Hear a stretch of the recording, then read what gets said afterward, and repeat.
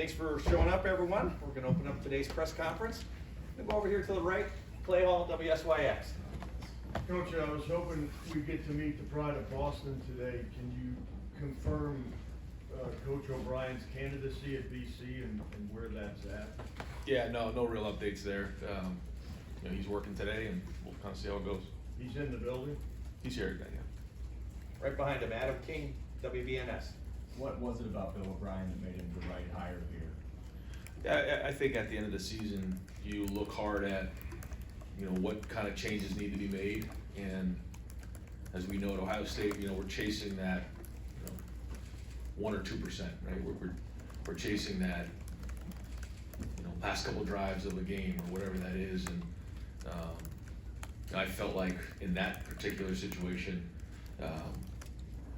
for me to really be able to, hand over, a lot of the duties that I was doing. I really was looking for somebody who had great background in the NFL, the SEC. He was a former head coach. He had been a head coach in the league, and the experience of developing quarterbacks was there.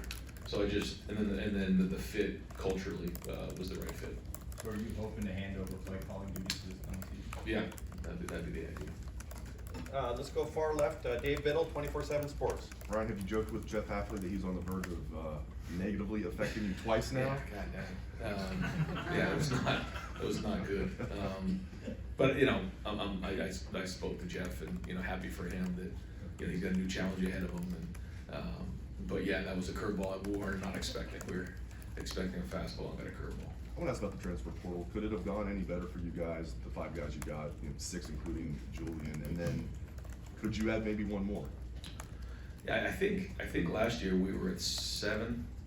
I think right now we're at 6, and I think I've said this before. In that type of situation, what we're trying to do is we're trying to fill needs. We always want to recruit high school players and then develop them, and I think we're doing that as good as anybody in the country.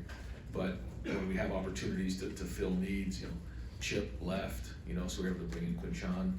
There was, Kyle went in the portal, so we were able to bring in Will. We're trying to fill needs.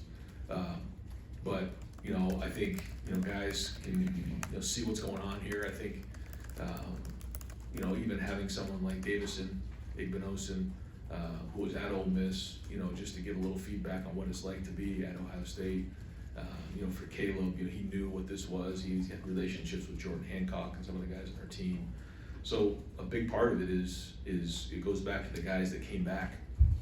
And I think that was the number one thing coming off the season is the guys coming back and seeing that they wanted to be with their teammates and reach their goals. And to me, that's where all this started. So when you think about where JT and Denzel, Jack, Tyleek, Lathan, Trevion, Mecca, Donovan.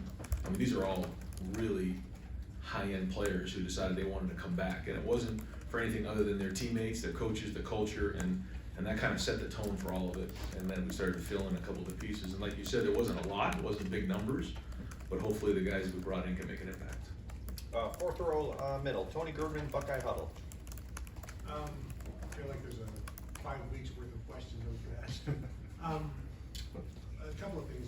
Where do you see Sonny's role now on defense? Is he moving to linebacker? Where do you see him playing this year? Yeah, we've had conversations with Sonny, and he has the flexibility to do a lot of different things, which is great, and he's embracing some of those things. And so as we get into spring, we'll start to figure out exactly how those will all shake out. But that's the one thing, when you see Sonny, he has the flexibility to do multiple things, not only because of his skill set in terms of his size, but also his mental makeup. And he's really willing to embrace some of those different roles, and that's exciting because it gives us a lot of flexibility with the defense. And then is Devin Brown good to go with his ankle? He is, yep. He's had a really good couple of weeks. That quarterback room is really interesting seeing the dynamic there. A bunch of guys that it looks like they like hanging out together. And it's going to be a fierce competition this spring, but there's already some camaraderie in that room, and Devin really has the most experience out of that group coming back, and he's shown really good leadership. Even coming off the last one, a little bit disappointing being injured and everything, but he's rehabbed well, and he's really done a nice job so far with Mick, and excited to see the spring. And you'd like to have 4 scholarship quarterbacks. What's it like now having 5? Yeah, we had to bring in some extra chairs, I guess, but it's good. I think it's healthy, and we say this all the time in recruiting. If you don't want to compete, Ohio State's probably not the right place for you, and it makes everybody in that room better. But it's not just there; it's at every position, and I think they're all embracing it. Far left, Nathan Baird, Cleveland.com. I know Bill's situation has left this kind of awkward purgatory that you're in, I guess, but did you go into the process with a template that you were looking for and he just happened to fit it? And does that maybe inform what you'd be looking for if you had to pivot to something else? Yeah, there were certain things that, I wasn't just gonna make this decision and say, well, we're just gonna go in this direction now, throw somebody into that role. It has to be the right person. And I felt like, after spending a bunch of time on it, Bill was that right guy for that right spot at that time. And so, if something were to change, then we'd have to adjust from there. But that was something we spent a lot of time on to make sure it was right. Have you decided yet what you're going to do with the 10th position, the 5th defensive coach? Do you have a positional specificity of what you want to do with that yet? No, we have some flexibility there. We've had multiple conversations. I think we can go in a couple different directions, but we're still not ready to make a decision there yet. Certainly have talked to people, and probably about a week away there. Third row middle, Dan Hope, 11 Warriors. Ryan, but going back to the quarterbacks, how are you going to manage reps this spring with having 5 scholarship quarterbacks? Yeah, just try to get as many reps as we possibly can of team reps, 7-on-7 reps, and we need to get the guys as many reps as they can. It's not just the quarterback; it's at other positions, but that means there'll be a lot of reps out there for the guys. But we're going to be smart this spring in terms of there's certain guys that have played a bunch of football, and those guys are in a different situation than guys who just came in January. Then you have guys that are in the middle there who have played some football but really need this spring to grow and build. And so we'll identify that as the spring goes on to see who needs what reps. But when you have the quarterback room that we have, we're going to need a bunch of team reps to make sure we're developing these guys that learn the offense. And for Devin, he probably has the most experience, but Lincoln really doesn't have a ton. He hasn't gone through a spring yet. Will's brand new to the offense. Air and Julian are in the same boat. So we need to get these guys as many reps as we possibly can. So it'll be some long practices. Do you feel like you need to give Will a majority of those first team reps, him coming in, potentially being a starter? What we need to do is figure out, how many reps do you really need to get at the end of the spring to be ready to move into the summer. So whatever that is, it's not a percentage. It's just like, all right, here's what we need per practice, and then we'll make sure that we get those reps. I also want to ask you about Tim Walton. Obviously, he's done a lot of good things for you guys recently as a recruiter. What did you see in him coming from the NFL that made you believe he could be a successful recruiter? First off, it's his personality and his makeup, his character. I can't say enough great things about Tim Walton. His background of developing secondary play in the NFL speaks for itself. The players that he's worked with, and the testimony when he talks to the players, they speak glowingly of what he's done to help them. The next thing was the fact that Tim played here. He's a Buckeye, and he wanted to help Ohio State, win a championship, and that was a big part of it. But then when you get around him more, you just realize, he's talented. I mean, he's good in a lot of areas. And, when you're evaluating coaches, the first thing is, okay, how are they on the field as a technician? How are they schematically? How are they with relating to players? How are they in recruiting? Tim does a lot of those things. And so our guys have embraced his mentality. I think our secondary is super competitive. I think they want to, compete in everything that they're doing. You watch them go through drills. I mean, they're going at it with each other. And I think that really reflects Tim's mentality. And I think you can see we have an opportunity to have a really excellent secondary this year. A big part of that is what Tim's doing. And then you're seeing the recruiting that he's doing. So I think all those things, add up to Tim being the best secondary coach in America. Right behind him, Pat Murphy, 24/7 Sports. Ryan, Dan was asking you about the quarterbacks. When we talked to Will, he presented himself as the starting quarterback, and I assume every guy you want that. Do you see him that way? I know before, sometimes you've let this play out, but how do you view him, given he has one season? Yeah, you know, listen, Will came here to play football, you know, so, you know, I hope that's his mentality, you know, and I hope all the guys have that mentality. So, you know, he's gonna learn the offense and get going, but he's done a great job so far with the feedback. A big part of the quarterback play here is what goes on in that weight room with Coach Mick. You know, the leadership and, you know, the way that, you know, guys work. You have to build credibility up amongst your teammates, and that's a big part of it. And we talk to quarterbacks about this all the time. Talk to, you know, about, you know, to CJ when he first went to the NFL. It's like you have to endear yourself into that building, and you have to earn the respect of the guys in the building. And I think, you know, Will's doing that.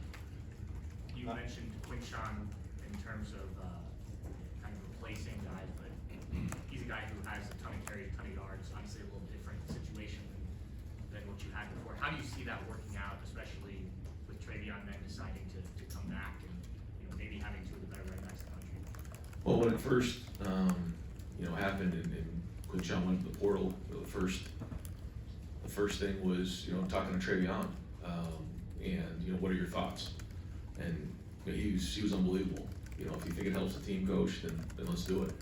And then, you know, talking to Quinshawn, saying, you know, well, Travion, you know, is here, he's coming back, and he said, well, I'd love to go play with him. He, you know, said that to the media last week. And so I just think that both of their approaches are that they, you know, they can get each other better.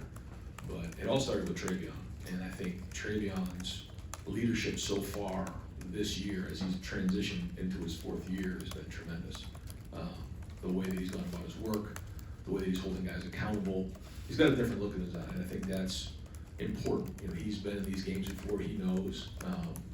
But I'll give Quinshawn credit. You know, he also has embraced what we've been in our culture in the next, you know, last couple of weeks, and we'll see as it grows. But all the reports are that he's doing a great job assimilating.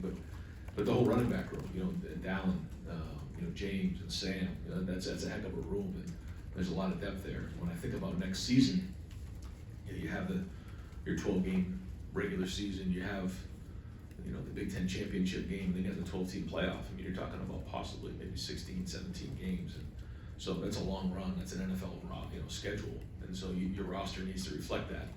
And, you know, having depth at running back will be very, very important. There'll be a lot of carries to go around.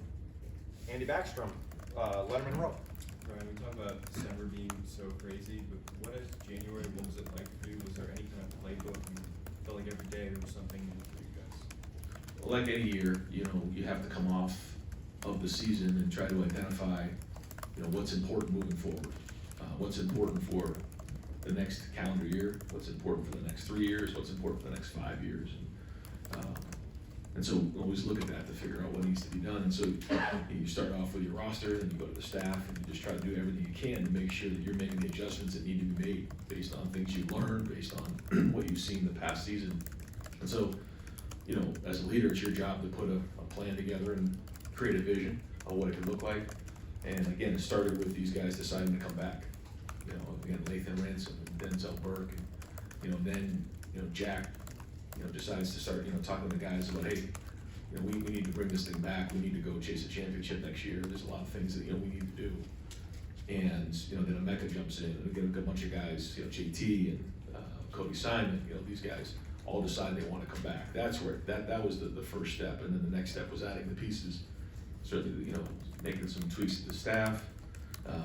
And that's just the beginning. Now we have to go to the spring and execute the plan. It's a long, long road. You know, there's no, you know, magic recipe to this thing other than hard work. And we know it's gonna be a long run next January, but that was one thing that, you know, I felt like as a leader, we need to put a plan together, create a vision of what we want this to look like in the next month, and go to work about executing. Yeah, and then one more thing about the quarterbacks, just what are your initial impressions of Air and then Julian coming in? What have you seen from them? What kind of quarterbacks do you think they are? Yeah, they're just getting started.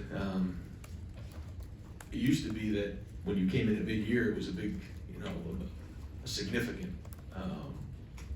you know, the fact that you're coming in a mid-year. Now it's a little bit more normal. Guys are planning their, you know, sophomore, junior years around graduating at mid-year. And it allows everybody an opportunity as they come in the summer to not be a freshman anymore. So everything that's going on is new. And so, you know, they're gonna have to embrace everything that's going on new. And I think that's hard. You know, you got Julian who's coming in from California, you have Air coming in from Georgia, and when everything's new, there's an adjustment phase, and that's like that for every freshman. And so, you know, every day that goes by, they're getting more and more comfortable here and getting their feet underneath them. They're gonna have to learn the offense here and get going on the field, but it's great when you have, like Lincoln didn't go through that last year. And we knew that. You know, Lincoln was a tremendous basketball player and a tremendous baseball player. We sat down with the family and said, we're gonna be a little bit behind here if we come in during the summer. And we knew that, so that was part of the agreement, but we knew that he was gonna be a little behind. I feel like with these guys coming in now, they'll be further ahead and be able to make more of an impact in the fall. Cameron Teague Robinson, The Athletic. Ryan, I think the assumption when you went to the portal that you got for that you'd be a graduate guy and come in. When you decided to go out to Julian, you had a conversation with the guys in the quarterback room, or kind of what was that conversation like? Yeah, that's something I try to really do a thorough job of, is making sure I communicate when we're doing something like that, because this is not a program that brings in, you know, 20, 25, 30 guys in the portal. But when we do, you know, I try to share my thoughts on why, try to communicate it, and you know, for the most part, guys embrace it. There's times where maybe they don't like it, you know, but I always feel like it's important for me to communicate the best I can. I'm not always perfect, but I think it's important to do. And in the past, you've been pretty vocal about NIL support within the program and around just university in general. Is NIL for you where you wanted it to be? I know it changes like basically weekly now. Right. Is it where you want it to be right now? Well, like you said, it changes all the time. Boy, it's changed in the last year. It changed in December, and it's probably going to change again in May. So it's something that we all have to adapt to, and we're working hard. I think, you know, everybody involved is we're working really hard to make sure that where we need to be competitive. And so we'll keep trying to adapt the best we can, knowing that I'm sure there are changes coming again in the next couple of months. So, but I think, you know, all that is very important. But what's most important is, you know, guys embracing the culture and knowing that when they come to the building every day, they're going to be part of a program that cares about each other, got a great locker room, got a great staff, and, you know, got a fan base that's going to support them. Jeremy Birmingham, The Podcast. Right, it's signing day. Oh, yeah. Down there, George class, obviously kind of unique recruitment, didn't really get talked about much or really even evaluated until then on the senior year, because leaders and movers Right. and all that stuff. What made him a good fit for you guys when you decided in December, late December, leading into the defense months? Yeah, we felt like you said, with the injuries and things, it was a little bit late, but we saw somebody who has a lot of talent, and then, you know, Larry spent some time with him, and then we brought him down on a visit, spent some time with him around here to see about the fit. And I think that's what's important, is the position coaches and Mark do a lot of the evaluating. And let me, before I forget to do this, we got to recognize Mark Pantoni and the work that he's doing and some of the stuff that he's really adapted. His job has changed so much in the last couple of years, and he's killing it right now. And so, you know, he and his staff deserve a huge shout out here because of some of the work that's been done in the last couple of months. But going back, you know, it's Mark and his staff and the position coach's job to identify the best they can. Can this player play for us talent-wise? And then, you know, it's my job as the head coach to see if he's a fit culturally, and make sure that this is a guy that, you know, can embrace what it means to be a Buckeye. You know, being at Ohio State's not for everybody. And I think when Dom came down, you quickly see that this is what he wanted. He wanted to be a Buckeye. He's from the state of Ohio. He understands the rivalry. There's a lot that was positive there. He knows he's gonna have to come in and work and compete. And, you know, just like all these guys, we say, if you want to come in and start day one, this is not the right place for you. Now, you can start day one. We have guys who have done it, but it's not going to be guaranteed. You're going to have to earn everything that you get here at Ohio State. And he was willing to do that. He wants to come in and compete. And I'm so excited to see how things go with him once he gets here. But he won't be here until the summer.